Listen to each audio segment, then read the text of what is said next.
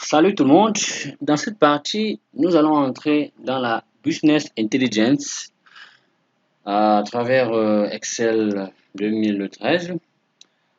Nous avions expliqué ici dans le cours précédent les notions de relation des tables entre la table de dimension et la table de fait. Ici, nous avions plusieurs tables. Avant de commencer à pouvoir faire ou à ouvrir l'environnement Power Pivot, il va falloir ici que vous prépariez vos tables sur Excel. Vos données peuvent provenir déjà d'un site internet ou peut-être de Oracle ou Access. Il va falloir ici faire ce qu'on appelle un traitement. Vous devez traiter votre base de données. Généralement ici, ceux qui attaquent les bases de données, quand ils veulent extraire les données, ils essaient de voir quelles sont les relations qui sont entre ces bases de données afin d'extraire les données dont ils ont besoin, les organiser et les charger dans l'entrepôt afin de les analyser. Donc, ce que je suis en train de faire ici, c'est de pouvoir réorganiser nos sources afin de pouvoir les intégrer dans Power Pivot pour pouvoir analyser plus tard et sortir nos tableaux de bord avec Power Pivot. Donc, ici, je vous présente l'environnement d'Excel. Déjà, vous connaissez comment se constitue Excel, comment Excel se structure. Ici, nous avions notre base qu'on appelle base de ventes où nous enregistrons nos ventes manuellement. Donc, je rappelle ici qu'il s'agit d'un suivi budgétaire, c'est-à-dire qu'on suit le budget chaque mois des commerciaux. Donc, voilà comment on va configurer nos bases données pour pouvoir les intégrer dans Power Pivot. Déjà, nous sommes dans la base donnée base, on nomme base ou vente. Si je fais des mouvements de vente chaque jour, je dois faire ici une synthèse de ces ventes par mois. Donc, s'il est question de suivre les ventes par commerciaux, pardon, je dois ici organiser ma base de données de telle sorte que je puisse les suivre de façon mensuelle. Donc, ici, j'ai ma date, c'est le plus important ici parce que regardez comment j'ai structuré ma date. Là, vous allez me demander que, mais pourquoi j'ai mis ici, bon, là, ça ne devait pas être moi, puis j'ai fait une petite erreur, désolé, là, ça ne devait pas être moi, ça devait être IDCOM, bon, c'est la même chose, c'est pas un souci. Donc, je pense qu'on va un peu supprimer ça, on va supprimer ça, voilà. Donc, j'ai ici IDCOM, j'ai ID ville, j'ai ID client, j'ai ID règlement, facture, esprit et vente, quantité. Ok, pourquoi je donne ces ID là? Je vais vous expliquer plus clairement, puisqu'on a eu à expliquer cela dans le cours précédent. Regardez ici, nous avions notre table article, d'accord? Le table article ici possède des familles d'articles, le code d'articles et nos articles. Donc, on appelle ça une dimension, par exemple, la dimension produit, la dimension article. Ça dépendra de vous. On peut laisser article, vous mettre produit. Donc, là, on a ici une table mot de règlement. Donc, on a une table mot de règlement. Ensuite, nous avons une table ville avec l'identifiant, la ville, le budget par ville, le nombre de commerciaux par ville, le nombre d'agences. J'ai ici, là, ma base de données de vente, mais je vais vous expliquer pourquoi on met ces ID à l'intérieur. Je pourrais vous montrer toute table pour que vous puissiez mieux comprendre. Là, ici, j'ai ma table client. J'ai ma table client avec l'ID, le nom, les coordonnées du client avec le numéro de téléphone. Ensuite, j'ai ma table des commerciaux, l'ID, le nom, le téléphone, la résidence, l'email. Et enfin, bon, pas enfin en fait, j'ai ma table budget. Dans ma table budget ici, vous voyez que j'ai mis là 1, 0, 2, 0, 3, 0, 4, 0, 5, ça veut dire le budget mensuel par chaque élément. Ça veut dire que par commercial, j'ai le budget mensuel là, j'ai ce montant par mois. Donc, si nous sommes peut-être au mois de février, je vais mettre janvier, je vais mettre février pour Roger et son budget. Je mettrai aussi là janvier et février pour l'autre commercial qui va suivre.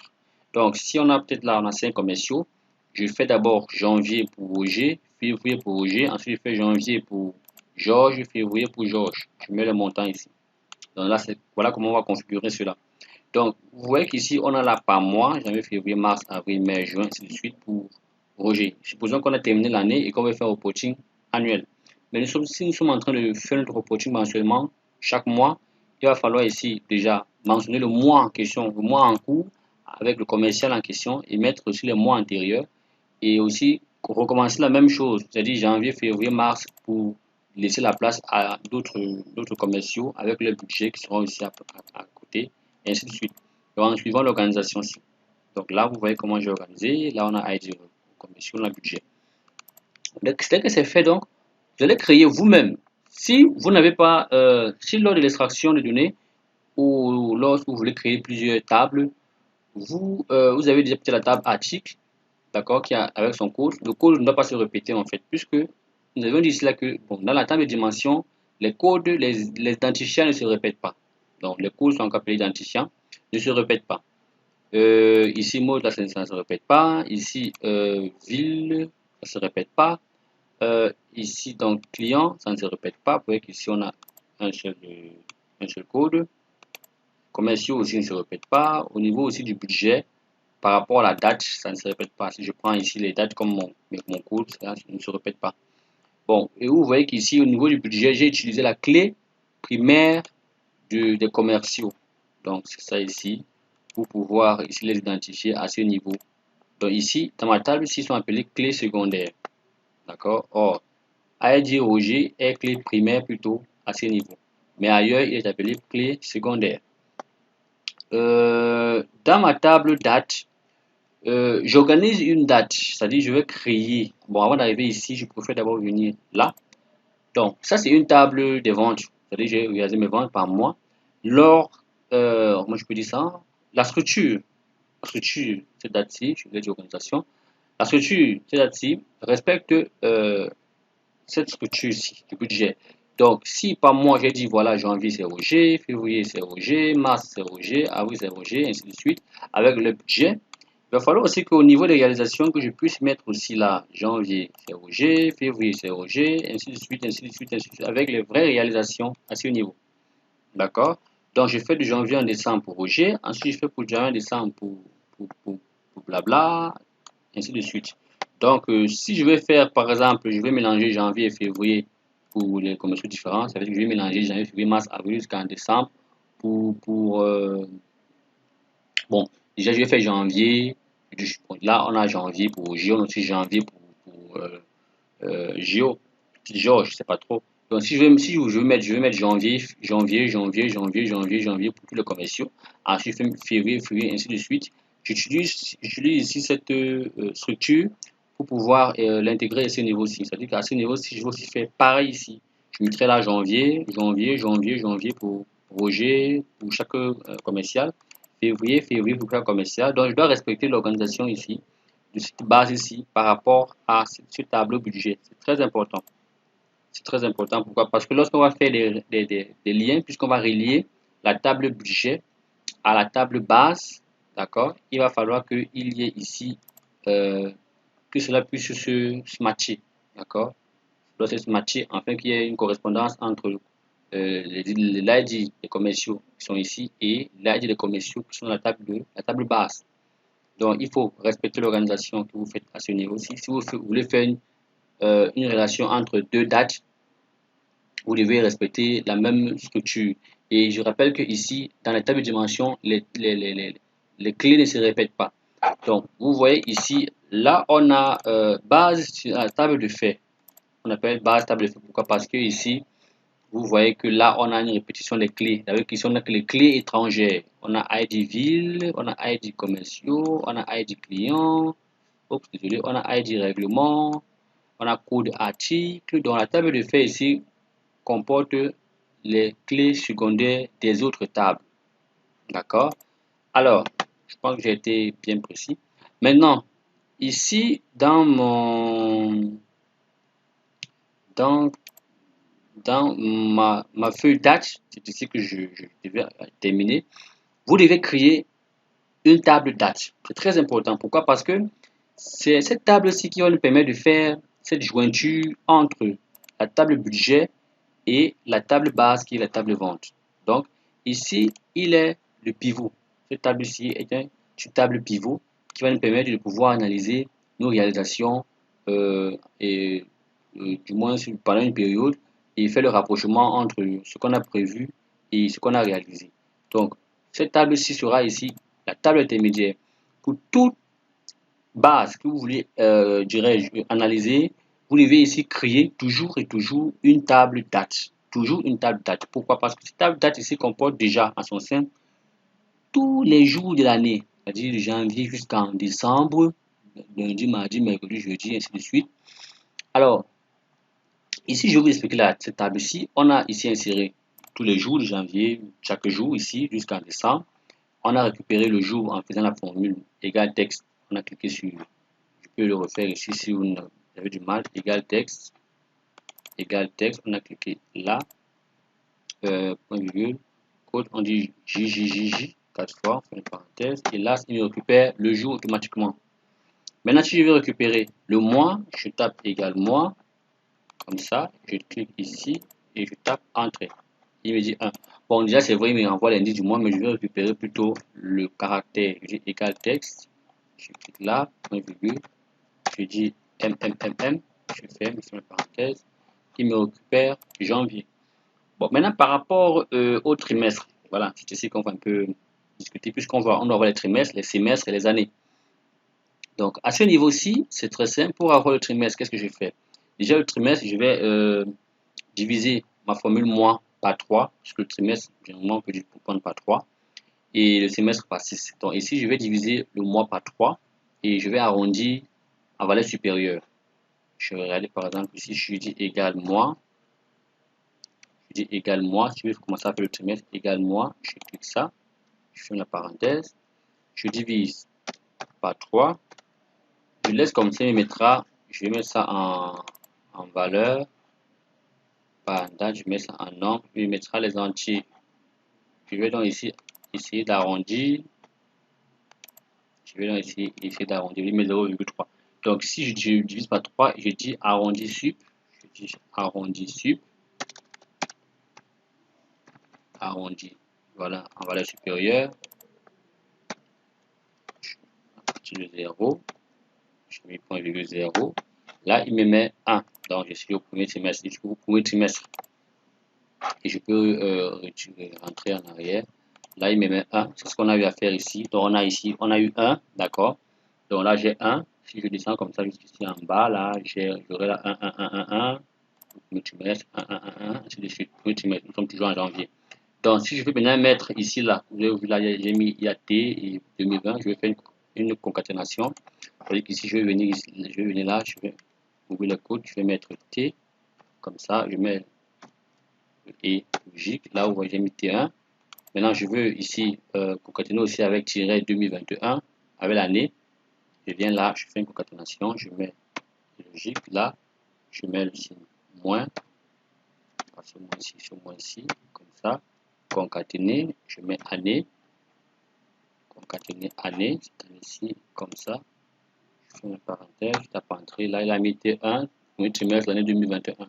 Je peux descendre comme ça en bas, voilà, il a organisé. Et pour le semestre, la même chose, mais juste que je divise par 10 et j'ajoute S1. Donc, je ferai la même chose, là, égal mois divisé par 6, pardon, pas par 10, par 6. Égal mois, je prends ça, je ferme là, je divise par 6, semestre. Là, je mets arrondi. Je dois le faire pour pouvoir hiérarchiser ma date. Voilà, ici, point virgule, je mets 0, je fais ma parenthèse et je vais concaténer avec S1, ça veut dire que je vais mettre code S1, je ferme le code et logique comme ceci. Ensuite, je vais venir ici, faire aussi une concaténation pour mettre année, non, désolé, oui, le tiret avec l'année, je vais prendre cette année-ci, je fais ma parenthèse, je tape entrée, oh, désolé, j'ai oublié quelque chose, ok, concaténer à ce niveau, voilà, ce niveau-ci, je tape entrée, vous voyez que là S11, il a mis S11, c'est ici, S1, S, oui, S1, et le S1 est logique. Ok, il y a l'espace. Je vais mettre l'espace je vais mettre, il a mis S11, on va voir ici ce qu'on a mis là. Ah ok, je vais mettre S, pas S1, désolé, je vais mettre S1, voilà, donc il a mis S1, et voilà, voici le semestre de l'année.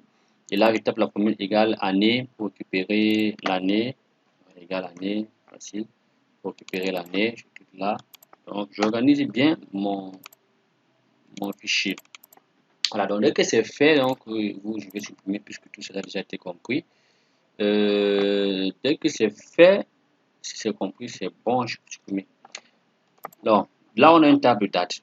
Ok, là, j'ai regardé ma date, j'ai hiérarchisé, c'est-à-dire je quitte par le jour, ensuite le mois, ensuite le trimestre, ensuite le semestre, et enfin l'année. Donc, là, je vous explique la table comme client, table budget, table date, table ville, table mode de règlement, table article. On va passer dans Power Pivot. Donc, je vais ici enregistrer mon fichier. Là, qu'est-ce qu'on vient de faire? On a réorganisé nos données, on a préparé nos données pour pouvoir les charger une fois dans l'entrepôt de données. Donc, je vais fermer ce fichier pour dire que j'extrais mes données d'une autre source Excel. Je vais fermer ce fichier, je vais ouvrir fichier Excel.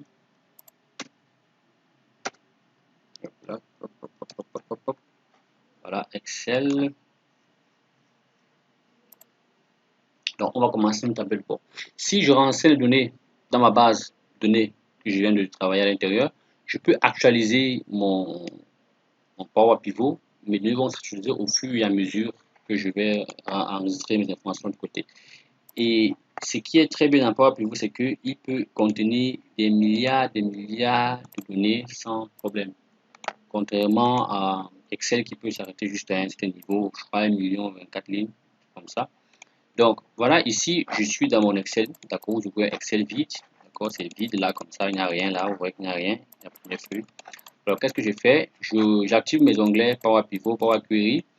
Si vous n'avez pas ces onglets, c'est très simple, vous venez ici, faites un clic droit, personnalisez le ruban, vous choisissez ici, non, il faut désolé, fichier, option,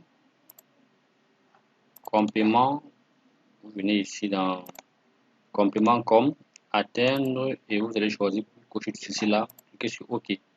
On clique sur Inquiry, Pivot, Power View, et automatiquement ils vont s'afficher. Alors dès que c'est fait maintenant, vous venez ici gérer. Donc, vous allez ouvrir l'environnement Power Pivot et il va vous souhaiter la bienvenue. Ici donc on va travailler le langage DAX, on va travailler les relations entre les dimensions, on va travailler les relations entre les dates, on va hiérarchiser les dates, on va ici créer des mesures, on va ici créer des tableaux croisés dynamiques, comment mettre à jour aussi cet entrepôt de données, voilà, et pouvoir extraire les données d'autres sources. Donc ici vous avez plusieurs sources, vous pouvez extraire des SQL Server, Access, Analysis Service, Power Pivot, ou encore vous pouvez venir extraire dans d'autres sources. Déjà, il vous montre l'environnement des sources, donc, voilà, des différentes bases de données que vous avez à votre disposition, Teradata, Sybase, Informix, IBM, DB2, Microsoft Access, Oracle, Microsoft SQL Azure, Microsoft SQL Server Parallel Data Warehouse. Donc, on va choisir ici Excel, fichier Excel. Donc là, on va cocher, utiliser la première ligne comme en tête de colonne, puisque si on ne coche pas comme ça, il ne va pas prendre en compte nos tableaux comme cela se doit. Il va ici créer sa part en tête et prendre la tête comme les lignes. C'est pourquoi il faut toujours cocher. Donc ici dans le bureau, on va choisir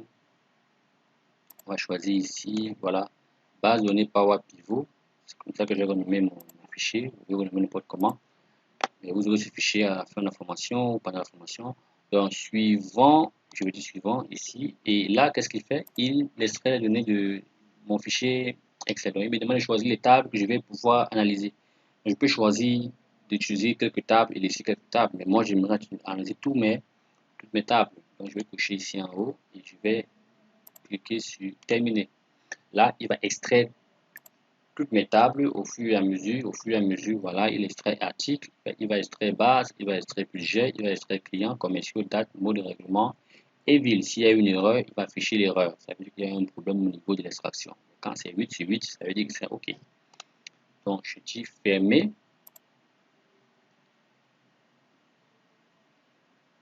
Voilà. C'est comme ça. Très bien. Donc, vous voyez qu'ici en bas, l'environnement ressemble un peu à Excel, mais en général, ce n'est pas Excel. Mais vous pouvez vous familiariser uniquement à partir de cet environnement, puisque c'est un peu à Excel. Donc, ici, on a base. Vous voyez qu'ici, base, on a les données à l'intérieur. Vous voyez, on a les dates qu'on sort, budget, exactement comme dans notre source Excel. Ici, on a le budget. Ici, on a les clients, commerciaux, dates, mots de règlement, ville. Donc, ici en bas, c'est une zone de fonctions. C'est qu'on va insérer les fonctions. Là, si on va mettre des fonctions calculées, ici, cela va nous permettre de pouvoir créer des mesures. Vous allez voir ce qu'on appelle un temps par mesure en fait.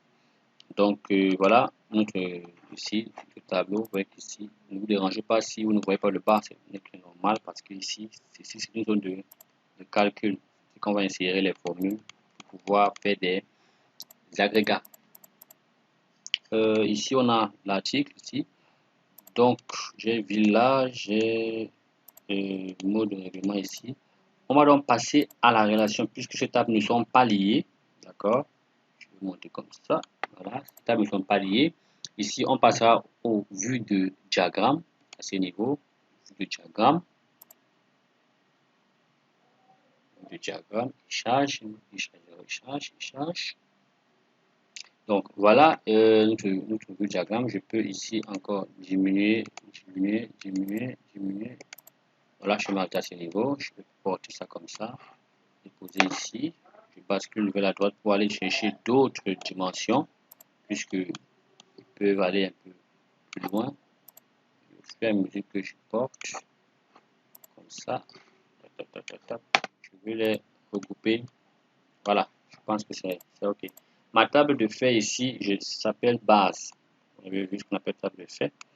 Et j'ai mon budget qui est une table dimension. J'ai client table dimension. J'ai ma date ici qui est ma dimension date que j'ai créée, que j'ai hiérarchisée. Là, je vais passer la ville. Je mets comme ceci, c'est commerciaux ici. Là, c'est son mot de règlement. Bon, voilà, je crois que c'est OK comme ça. On va créer on fait un schéma en étoile. On fait un schéma. Mais comme on a pu hiérarchiser les dates ici, on a plutôt un schéma en flocon, puisque ici on a hiérarchisé nos dates en fonction des mois, des jours, des années, des semestres, des trimestres. On a un modèle en flocon. Donc, ici, je vais faire dans les relations. Ça se passe comment? Alors, comment dirais-je, j'ai ici deux possibilités de faire ma relation. La première possibilité, c'est de pouvoir cliquer ou faire un clic droit. Je vais créer ma relation entre budget et base. Donc, je vais créer sur le budget, ce qu'on a pu utiliser par rapport à ce qu'on a réalisé. Je vais faire un clic droit, je vais créer une relation. Je suis entre le budget et la table budget, la table base. Je vais choisir la table base. Entre table budget et table base, je vais faire une relation entre la date. Je vais faire une relation entre les dates. D'accord? Je montre les dates parce que je vais suivre la période de réalisation pour faire l'écart entre ce qu'on a réalisé et ce qu'on a utilisé par mois. Donc, je vais faire un lien entre ces deux dates-ci. Je vais créer la relation. Comme dit impossible de créer la relation, chaque colonne doit des valeurs dupliquées. OK, ça veut dire qu'il y a répétition. D'accord? On ne peut pas créer directement de budget à base. Très bien. Donc, ce qu'on va faire ici, c'est quoi? C'est que je vais relier ici, puisque là, je vous ai dit que dans mes tables articles, on a les clés primaires. Budget a ici à son sein une clé étrangère. Client, une clé primaire, mot de règlement, clé primaire. Bon, okay, on va créer une relation entre date, cette date-ci, et la date de base. Donc, je vais prendre comme ça. Oui, puisque ici, on a les clés identiques qui ne se répètent pas. Je vais réunir ça à ma base.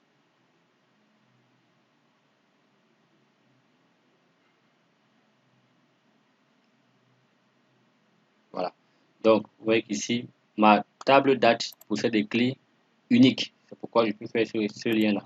Or, ici, il y a répétition de dates. Là aussi, répétition de dates. Vous vous rappelez, ici, il y avait janvier, février, mars. Pour chaque commercial, ça se répétait.